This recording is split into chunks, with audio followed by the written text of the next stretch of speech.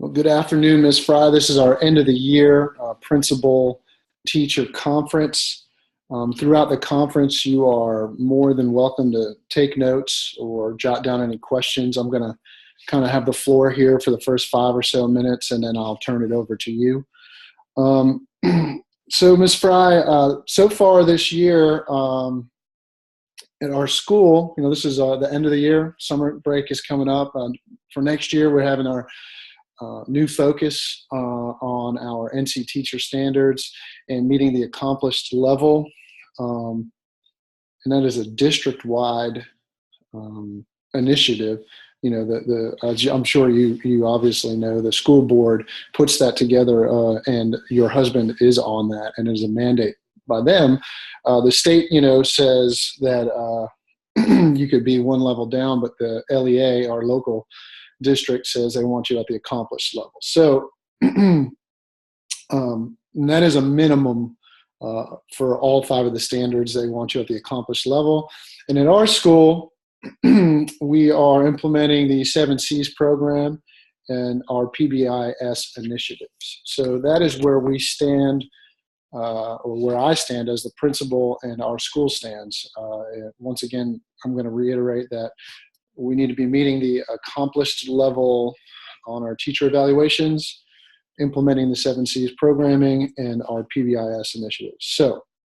So far this year, with you, Ms. Frye, your evaluations have not met that accomplished standard. So that is a problem.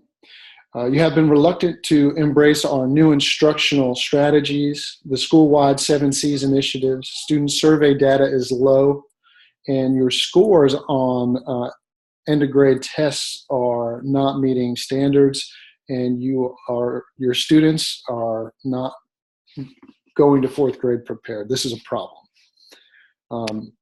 I have documentation here from our last meeting that states you would prefer to go into your classroom and close your door and do your own thing. You believe it's the student's responsibility to learn, which in part it is, and you believe that if they don't learn, it's their fault. So that is kind of the state of affairs with you, Ms. Frye. So moving forward, as the principal, this puts me into a difficult situation and a conversation that I didn't have to have with you. As a 20-year teacher, I would like to be having a conversation about how you are a leader in our school and how you are planning professional development and how you have mentees and your department chair, but I'm not having that conversation with you. And to me, that is somewhat upsetting.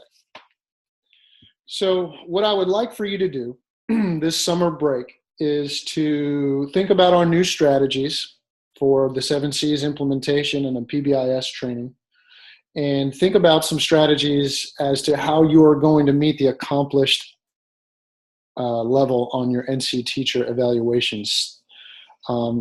Another year of this, as per board policy, would result in you being put onto an action plan, which being put on an action plan, you're going to be under a microscope, and it's going to be much more in depth. Ultimately, if you don't live up to said action plan, it could be grounds for termination, which nobody wants that. I don't want that. Like I said, I want to be having conversations about how you are a leader and how you are embracing the school's culture and what we're trying to do here. So I think the reluctancy to embrace the school's focus and culture is holding you back.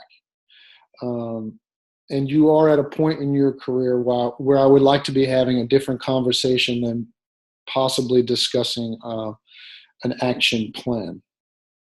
So once again, I really, really want you to listen to what I'm saying here and embrace this. Think about it over the summer. I want you to come back from the break, and I would like for you to have created 3 goals that we are going to implement for the first 9 weeks of the school year.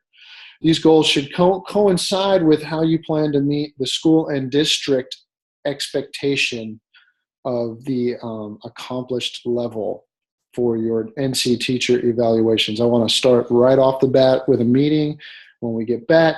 Hopefully you're going to have an amazing summer. I don't want this to hang too heavily over your head, but I just want you to know that it's on the table. So I am here to help you. We have master teachers at the school that are here to help you. If you desire said help, I am more than happy. My door is always open to sit down and discuss some strategies on how to help you out in meeting these requirements.